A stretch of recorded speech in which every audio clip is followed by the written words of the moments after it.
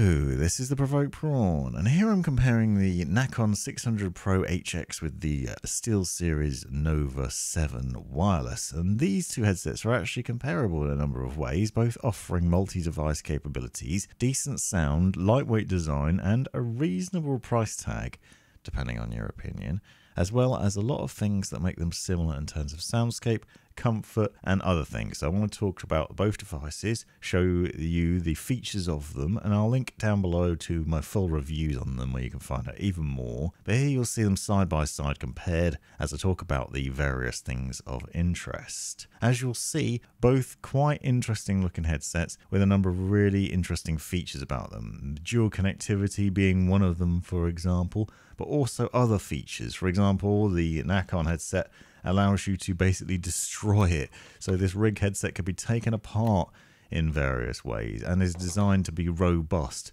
with a headband that allows you to remove the ear cups, which is fairly unusual, and replace them in a different position depending on the size of your head, but also have that flexibility there with a durable headband which should last, but a very unusual design. You can see that it has some tilt in the ear cups still, so it is comfortable, and this design is also very lightweight, which means the headset doesn't nag at your head or cause any problems wearing it for a long time. So there's a lot of flexibility in there as well. It's also more durable than it looks, because you can see that you can twist and turn and stretch it pretty easily. So don't get the impression that it's going to fall apart when you take it out of the box, because actually during normal use it's perfectly fine. The SteelSeries Arctic Nova 7 is a bit more traditional. It has ear cups that twist a bit more than the RIG headset, but you can see it also has an extendable headband. It is a bit more classically designed there in terms of that setup, and it has a strap system at the top on the headband instead of your usual padding.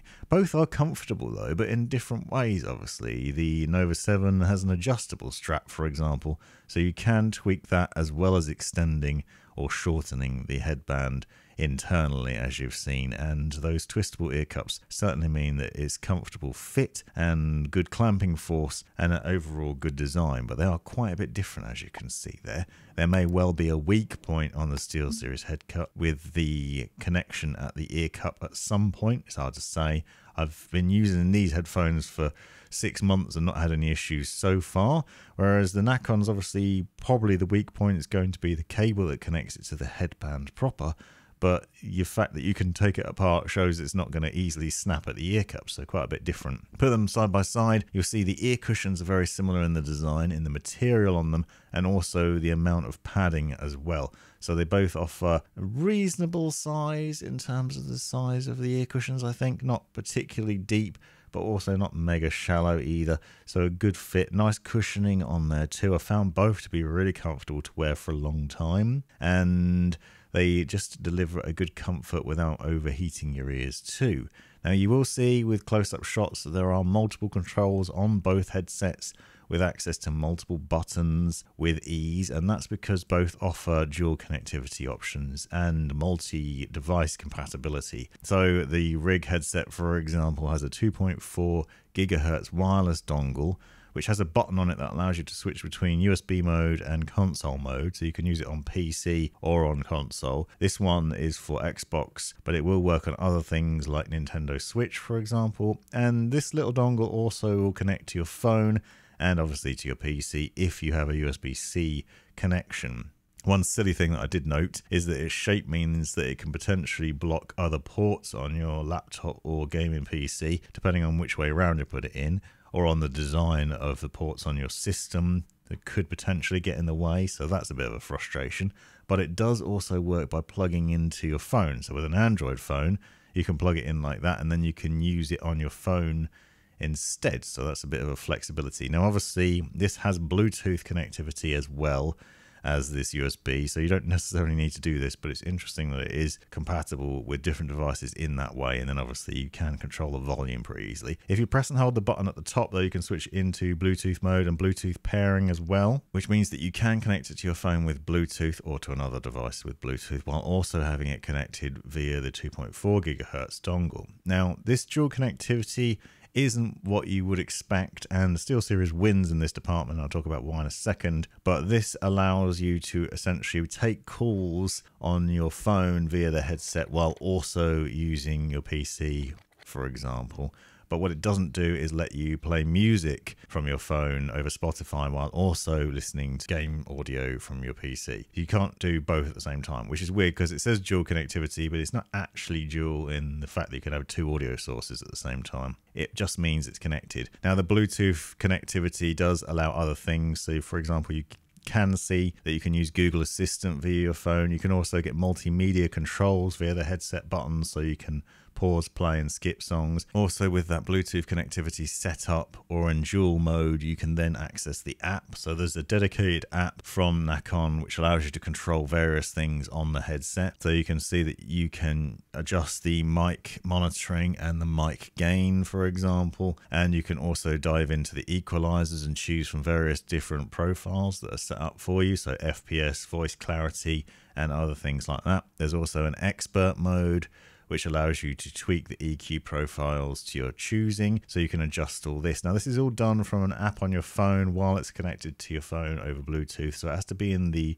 dual mode or in Bluetooth mode, but then that applies to the headset and it will work while you're connected and playing on something else, so you can do it in that way. But you can see that you can select from various different options in there. So there's essentially 3 different modes on the headset, with dual mode, game mode, which is dedicated to the USB connection, and then Bluetooth mode. So it's treated as separate modes, but in each of these modes you also have the multifunction button which does different things. So it will, for example, in Bluetooth, activate Siri or Google Assistant, or act as the media playback button, so you can play or pause music, and do other things like in game mode, switch between chat and game volumes. You obviously have the volume dial, which I find to be a bit small and fiddly to use, and then the power button, which can be also multifunction in that, for example, you can press it to get a cue of how much battery life is left on the headset, which is handy because it's an audible cue to tell you when battery's getting low, and it does notify you of that pretty regularly. In terms of battery life, this headset claims to about 18 hours over the low latency wireless connection. I actually found that it gets more than that generally, and you do get nice and notified quite early when it's going to be a problem, so that's pretty good. Now, if you don't have a USB-C connection, not to worry, because there's an adapter included in a box that converts it into USB-A, so it will plug into other things. That also solves the problem of that USB-C adapter blocking other ports, if that's going to potentially be an issue for you. One big downside of this headset is that the charging cable that comes with it is absolutely tiny. It is USB-C, but as you can see, obviously very small. So if you do need to charge the headset, you can't use that while trying to connect to your PC or whatever else. Bit of a downer. Now, the Nova 7 offers a little bit more flexibility in terms of what you can do with it. You can see there's a number of cables included in a box. You do still have a tiny little USB-C dongle for the wireless connectivity. That also has an adapter included, and I have found that the range of this is a little bit limited, although the wireless range is better on the Nova 7s than it is on the Nacon headset in my experience. You can go a bit further before the signal drops out, and that's definitely beneficial. And the other thing is that the battery life is longer on the Nova 7s, so you can get nearly 40 hours with these, or at least that's the claim. And I've certainly found that you don't have to plug it in very often, even at 6 months. Been using it for quite some time. My daughter's been using this headset a lot, and it barely needs to be plugged in, which is great because she never remembers to do that anyway. There's an indicator on the side that lets you know how much charge it's got as well, so you can plug it in. It does have fast charging capabilities too. You'll also notice that you get a 3.5mm cable included in there, an extra cable that you can plug into the headset. So when you want to and need to, you do have the option to connect it with a 3.5mm to other devices, and that's something you can't do with a Nacon headset, so it's worth bearing that in mind. Bit more flexibility. So you've got Bluetooth, 2.4 gigahertz and 3.5mm connections with the Nova 7s, which makes them fantastic. Then you've got this adapter if you don't have a USB-C connection, so you can plug that in and connect that up. That also extends the range. Now, this headset has both Bluetooth and 2.4 gigahertz on the headset. You can see the buttons for those. You can turn both on at the same time, and you can use them with dual connectivity. So you can listen to music on your phone while also listening to game audio on your PC or whatever else you're using. So you do have that both at the same time. Or alternatively, you can have Bluetooth on and not the wireless, or wireless on and not the Bluetooth. So there's the ability to switch between those. You also got a mic mute button on there, as well as a game chat balance dial and the volume button. Now, software wise, the Nova 7 on PC at least is a lot more powerful because you have access to SteelSeries GG, which gives you a variety of different preset settings in there, and you can see that you can adjust the mic volume, increase the side tone, and adjust the volume limiter. Now, I have found that the side tone is better on the Nova 7s than it is on the Nacon headset. You don't get any white noise when you turn this up, and it's easier to hear yourself talking, which is beneficial. Now, I will note this is obviously on PC, and using this headset on PC gives you an advantage because you also get access to SteelSeries sonar. Now, unfortunately, you can't access that sort of thing via an app on your phone as far as I know. So this headset is definitely better when used on PC versus the Nacon headset, or indeed just in general, because it gives you the ability to control more things. So I'd highly recommend considering this.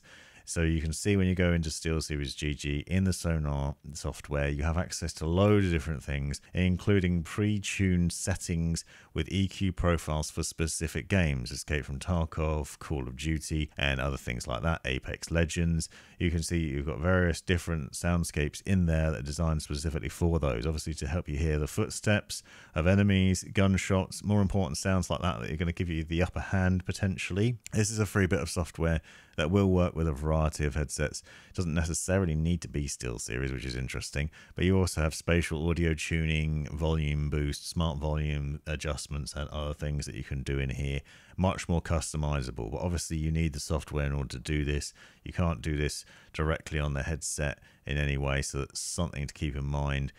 It's an advantage of the headset, but only really if you're using it on PC. So that's the tuning there that you can do. And it is interesting what this does to the SteelSeries headset and how much adjustment you can make to it. Because also, besides from the game settings, you also have other adjustments that you can make. For example, the chat settings, so you can actually adjust the audio for chat. Now, this is actually for Discord, for example. You can set it up so that you can tune the sound coming from your friends. So the audio that you hear from your friends, you can actually improve the quality of them. You can also tune your own microphone, so you can make that sound better with AI noise cancellation, but you can also apply that to your friends' microphones. So if you've got someone that's really noisy on their microphone, you can actually improve their mic for what you're hearing, which is great if you're capturing content and recording your own videos, but also just generally if you want to improve things without telling your mate to get a new microphone all the time, because that would just be annoying for everybody. But quite a powerful bit of software and a free download as well that you can get access to.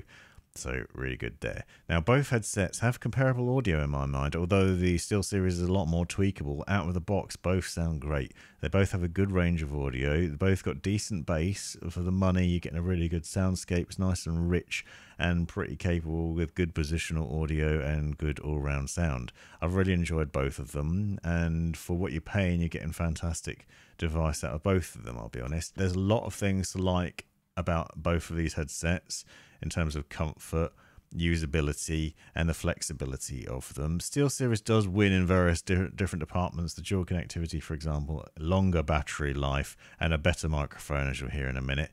But otherwise, the RIG headset is actually a very good option if you get it at a good price. And I think if you're playing on console, that adjustability from the app on your phone is useful. And this is what the microphone sounds like on the RIG 600 Pro HX. And as you can hear, it's not fantastic quality. It's very compressed.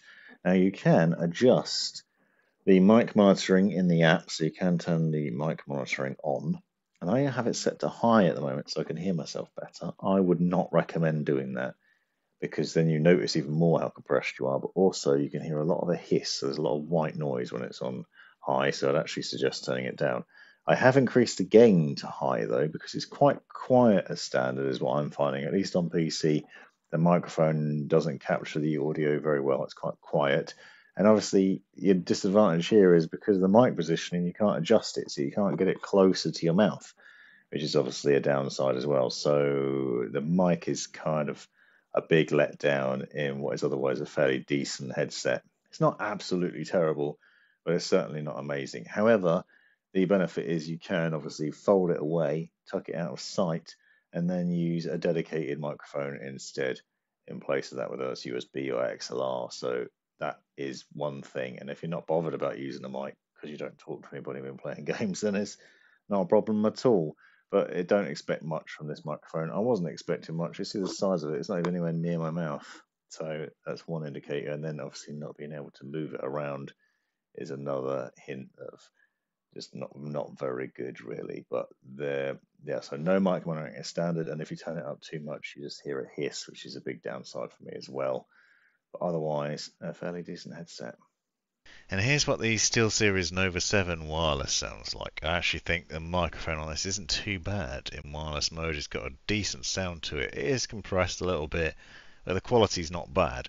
The bonus of this headset is that you can tweak the microphone sound in a SteelSeries software. So in SteelSeries Sonar, you can customize the sound of it and improve the quality of it for both noise rejection and also just improving it and tweaking that sound. So it's actually a really good microphone, what you're getting here, and you can improve it even more. It also has the flexibility to be moved around a fair amount, so you can negotiate it closer to your mouth if you want to. Side tone isn't very loud as standard, but you can turn it up within the app, so that's not necessarily a problem, and it's pretty good. It does pick up some mouth wind, so you do get some hiss, and you probably suffer with those S's a little bit. You can hear it now when I'm talking, but otherwise it's pretty decent, so not bad. You've made it right to the end of the video, you brilliant legend you. If you've enjoyed it, click that subscribe button, give me a thumbs up, and drop me a comment down below if you've got any questions. If you really enjoyed it, consider joining the channel and see the benefits of doing so. Check out these other videos. You might well find them interesting or useful. And most importantly, have a great life.